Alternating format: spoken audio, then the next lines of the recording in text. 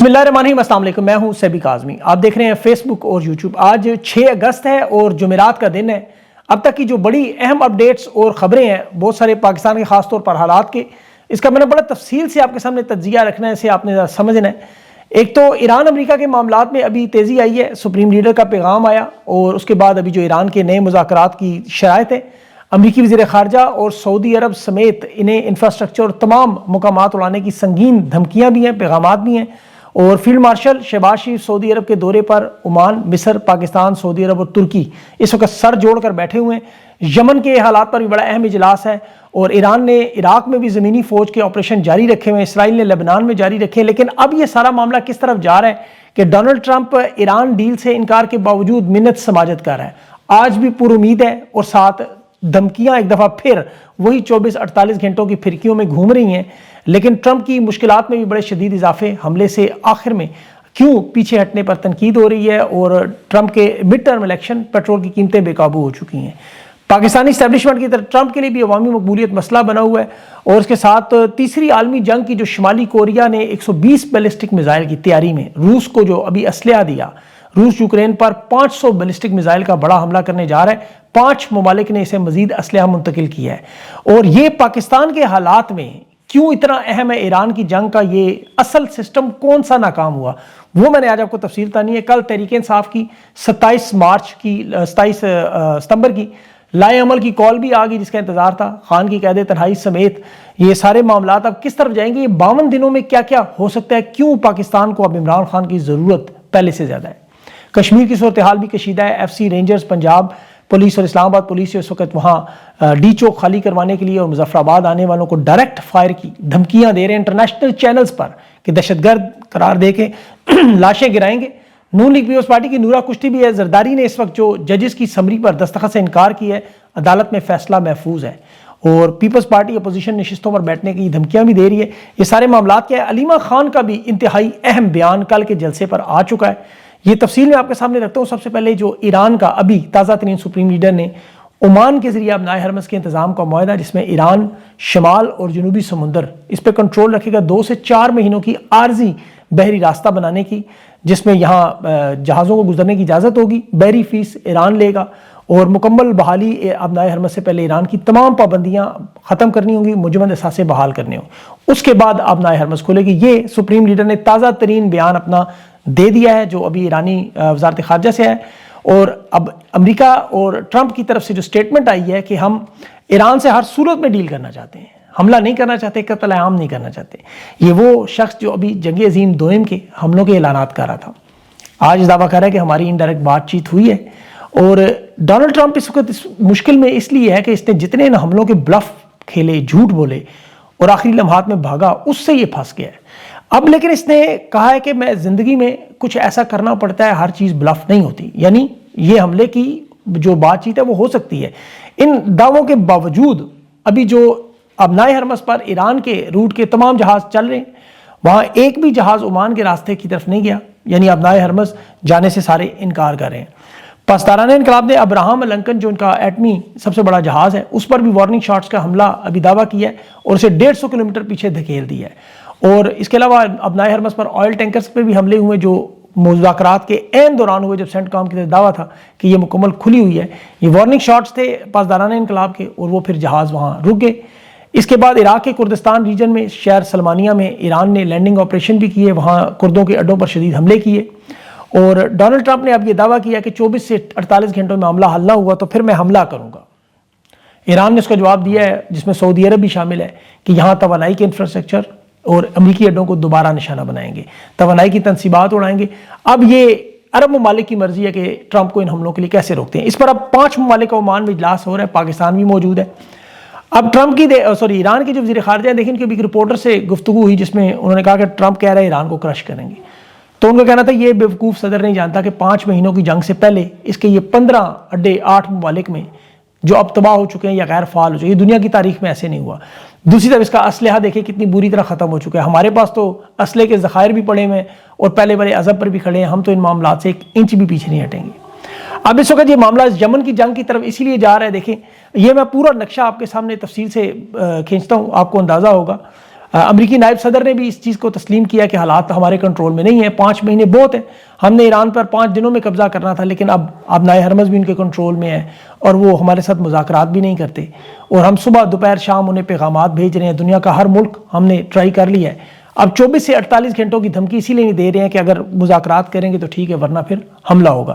اب Donald Trump کے لیے سب سے بڑی مشکلات یہ ہیں، ایک تو ظاہر ہے اس کا مڈ ٹرم الیکشن ہے، اور وہ تیل کی قیمتیں جس کا اس نے خود اعلان کیا کہ ہمیں بڑھانی پڑیں گی، اور ظاہر اس کے علاوہ کوئی حل نہیں ہے، اور بیانیہ اس کے پاس اس وقت کوئی بھی نہیں بن رہا۔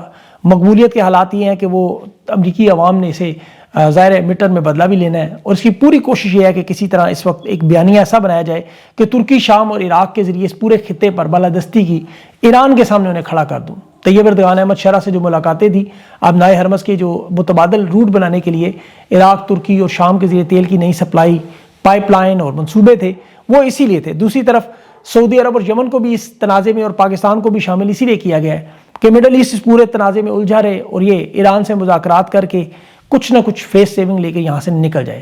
اب اس کا معاملہ جو پاکستان پہ آنا ہے وہ کیا ہے، وہ آپ ذرا غور سے سنیے گا۔ وہ میں آپ کو پہلے تھوڑی سی تمہید بتاؤں کیونکہ وہ نازک موڑ کی ہم بات کرتے ہیں۔ پہلے سہیل افریدی کا یہ جو تحریک انصاف کا لائے عمل، جس کا انتظار تھا، جس کا ہم سب دیکھ رہے تھے کہ کیا لائے عمل ہوگا، 27 ستمبر کی کال اسلام آباد لانگ مارچ کی، ایک تو اس پر بہت سخت تنقید کی جا رہی ہے کہ ایک ایسے موقع پر کشمیر کا معاملہ جہاں عروج پر ہے، جو ابھی ہو سکتا ہے 1.5-2 مہینوں میں طاقت کے ذریعے نپٹا لیا جائے یا مذاکرات کے ذریعے، ستمبر کے اختتام تک انہیں کیوں وقت دیا گیا؟ ٹرمپ وہاں مڈ ٹرم الیکشن ہے، وہ ووٹ اکٹھے کریں گے، فیلڈ مارشل اس کی مدد کرنے پہنچ جائیں گے، صورتحال بدلنے کے لیے جو 1.5 مہینہ اسٹیبلشمنٹ کو چاہیے وہ یہ حاصل کرنے میں کامیاب ہو گئے۔ 52 دنوں کا یہ وقت تحریک انصاف کے جو دیا گیا اس کال میں، ان میں ان کے رہنما ظاہر ہے اغوا بھی ہو سکتے ہیں، مسنگ بھی ہو سکتے ہیں۔ 27 ستمبر کی کال آخر کیوں؟ ابھی علیمہ خان کی جو سٹیٹمنٹ آئی وہ بھی آپ دیکھیں، پاکستان بھی سارے سوچ رہے ہیں، سمجھ نہیں آ رہی کہ یہ عمران خان کو مزید 52 دن قید تنہائی میں کیوں رکھنا چاہتے ہیں۔ علیمہ خان نے یہ جو بات کی ہے، اس سے یہ چیز ثابت ہوئی کہ کوئی مشاورت ان کے ساتھ نہیں، ان سے سوال بھی پوچھا گیا، وہ کہہ رہے ہیں ہم ان معاملات میں شامل نہیں ہیں۔ پاکستان کی عوام غصے میں، وہ کہہ رہے ہیں علیمہ خان اب خود اس کو لیڈ کریں۔ 27 ستمبر کی کال کا مقصد صرف اور صرف موجودہ رجیم یا فیلڈ مارشل کو وقت دینا تھا۔ اب 3 سال دیکھیں عمران خان کو قید میں ہو گئے جبری اغوا میں، اور اس کے باوجود عوام کا یہ اکٹھ، 10 لاکھ لوگ نہیں تھے ان کے جلسے میں کل، لیکن پورے پاکستان کی ریلیاں دیکھیں، پنجاب کے حالات دیکھیں تو یہ بہت پاورفل شو تھا۔ آپ غور کریں کہ 26 نومبر کو قتل عام ہوا، تحریک انصاف کے احتجاج کی کمر توڑی گئی، اس کے بعد مریدکے میں جو لبیک پارٹی کے ساتھ ہوا ان کا قتل عام ہوا، لوگوں کو خوف کا شکار کیا گیا۔ کراچی میں امریکی سفارت خانے کے باہر احتجاج کرنے والے 50 لوگ دن دہاڑے بھونے گئے۔ سکردو میں احتجاج میں درجنوں لوگوں کو گولیاں ماری گئیں۔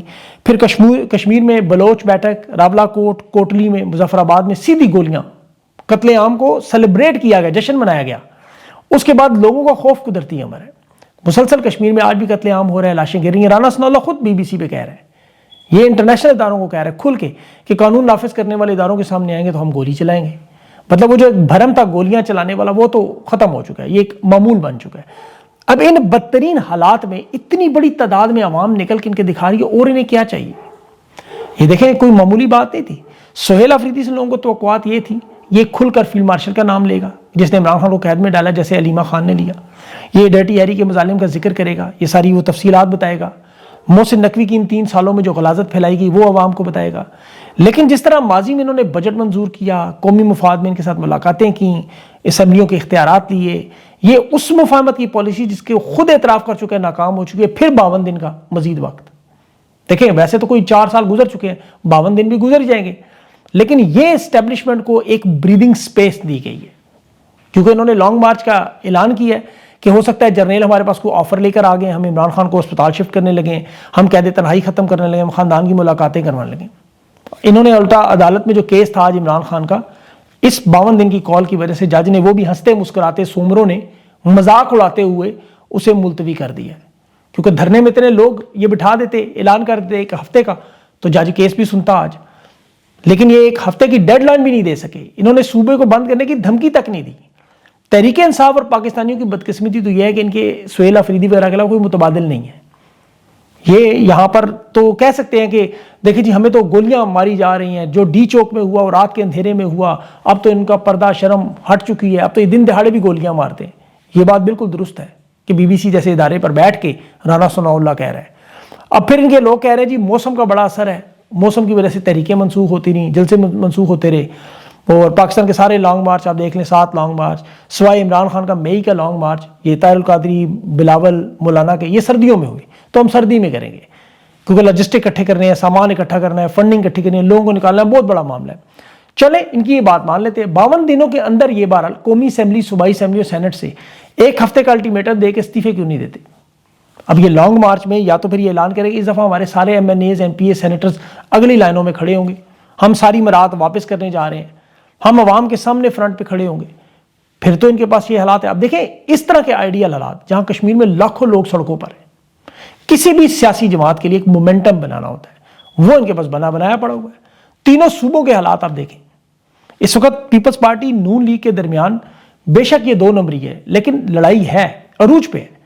7 تاریخ سے پیپلز پارٹی اپوزیشن نشستوں پر بیٹھنے کا اعلان کرنے کا کہہ رہی ہے۔ زرداری نے ایک معمول کے مطابق 2 ججز کی سمری پر دستخط کرنے سے انکار کیا ہے، اس پر یہ عدالتوں میں چلے گئے زرداری کے خلاف۔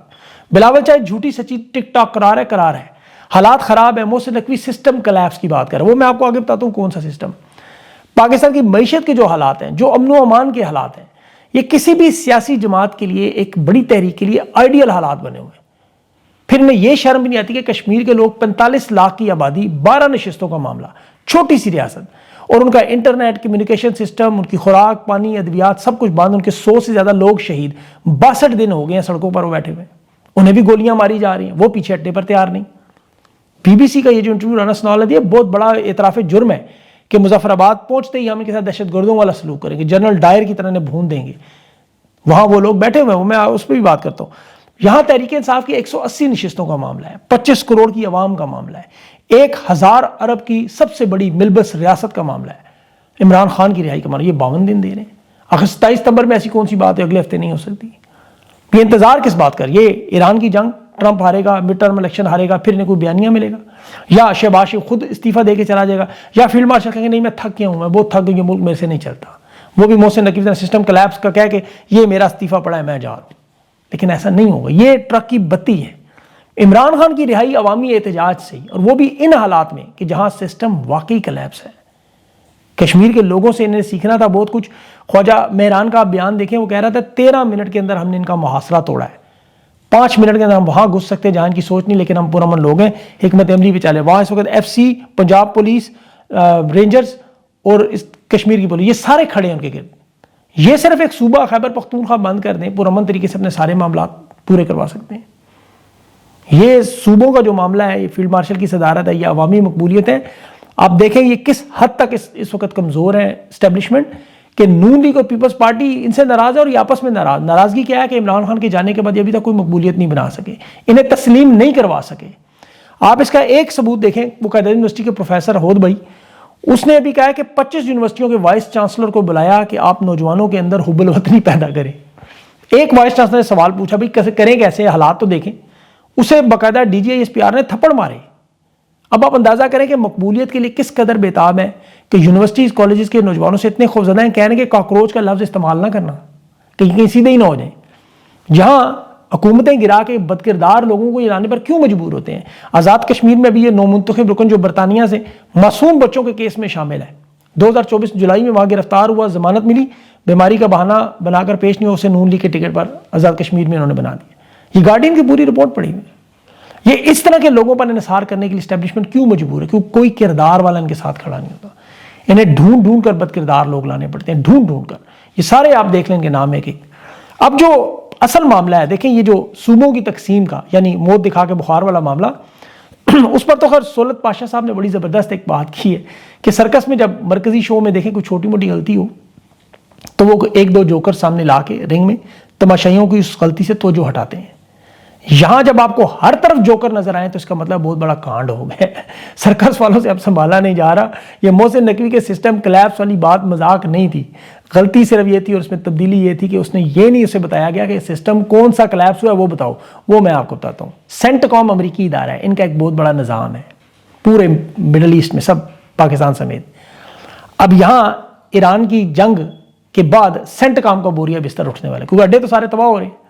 اب اس پورے کھیل میں دیکھیں مشرق وسطیٰ میں امریکی فوج کا نکلنا، اس کا مطلب ہے روس اور چین ان حالات میں آ گئی۔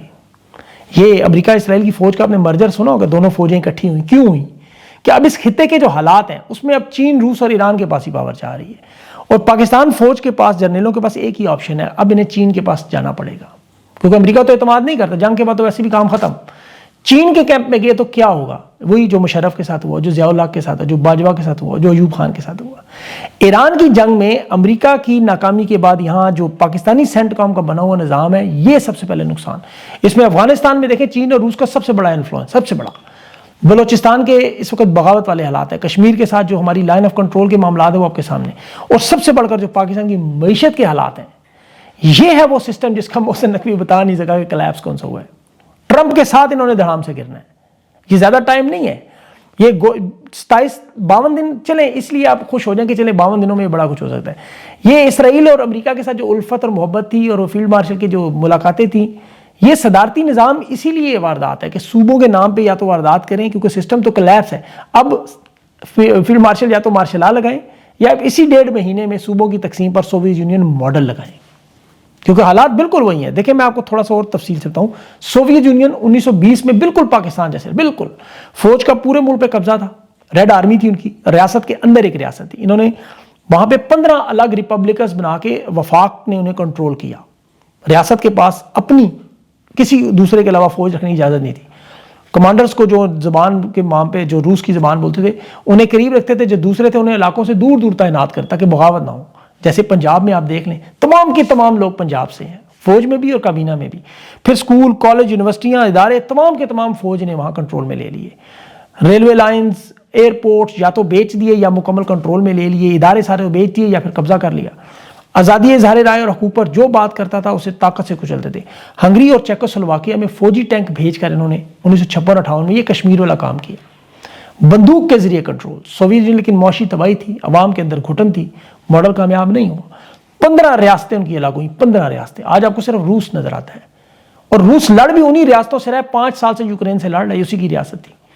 یہ دنیا کے وہ ممالک ہیں جہاں سیاسی استحکام پہ جو نے توجہ دی، وہ معیشت پہ توجہ دے، وہ سوئٹزرلینڈ بن گئے، آذربائیجان بن گئے، آرمینیا بن گئے، دبئی بن گئے، بہت ساری یہ مثالیں ہیں۔ انہوں نے قومیت صوبائیت کے معاملات پہ سوویت یونین ماڈل پکڑا ہوا ہے کہ صرف فیلڈ مارشل یہاں پہ اقتدار میں قبضے میں رہے، اور یہاں بھی دیکھیں آزاد کشمیر میں صرف 12 نشستوں کی وجہ سے آج اس موڑ پہ انہیں کھڑا کر دیا کہ وہ علیحدگی کی بات کریں۔ بلوچستان کے اندر علیحدگی کی 3-3 4-4 منظم کمپینیں چل رہی ہیں، کالا دن تنظیمیں روزانہ وہاں پہ مارا ماری ہو رہی ہے، اور عوام میں ان کی پذیرائی ہے، وہ الگ ہونے کی بات کرتے ہیں۔ خیبر پختونخوا میں آپریشنز دیکھیں آپ، عوامی نفرت کس طرح ہے۔ ایک چھوٹا سا واقعہ آج نہیں تو کل خدا نخواستہ مشرقی پاکستان جیسا معاملہ بنے گا۔ اب ان سارے حالات میں ان کے پاس حل تو یہ جو 52 دن دیے، یہ ان کے لیے نقصان ہے زیادہ، لیکن خان کی رہائی پاکستان کی بقا کے لیے ضروری ہے۔ اللہ عمران خان کو زندگی اور صحت دے۔ یہ پاکستان کی عوام اور پاکستان کو اندازہ نہیں کہ ہم کہاں کھڑے ہیں۔ یہ ایران کی جنگ ختم ہونے دیں، یہ معاملہ کسی طرف جانے دیں، آپ دیکھیں گے کہ یہاں حالات کیا ہوں گے۔ یہ امریکی فوج کا جو ہی اثر ختم ہونا ہے، ان کی اصل طاقت ختم ہو جانی، اور ٹرمپ کے گرنے کے بعد تو یہ سارے تاش کے پتوں کی طرح بکھریں گے۔ اسی لیے شاید تحریک انصاف کی یہ اگر حکمت عملی ہے، مجھے نہیں پتا، تو پھر شاید کسی حد تک بہتر ہے کہ نومبر تک کا انتظار کریں، لیکن 52 دن گزر جائیں گے، 52 دن کون سے دور ہے، جہاں اتنا وقت گزرا ہے۔ اللہ تعالیٰ پاکستان پہ اتنا رحم و کرم کرے اور یہ خدشات سارے پورے نہ ہوں، اور یہ خود عزت سے چلے جائیں، پاکستان کی عوام پر رحم کرتے ہوئے ملک کو بچا لیں۔ بس دیکھیں، دعا کریں، اپنا خیال رکھیں، مجھے اجازت دیں، اللہ حافظ۔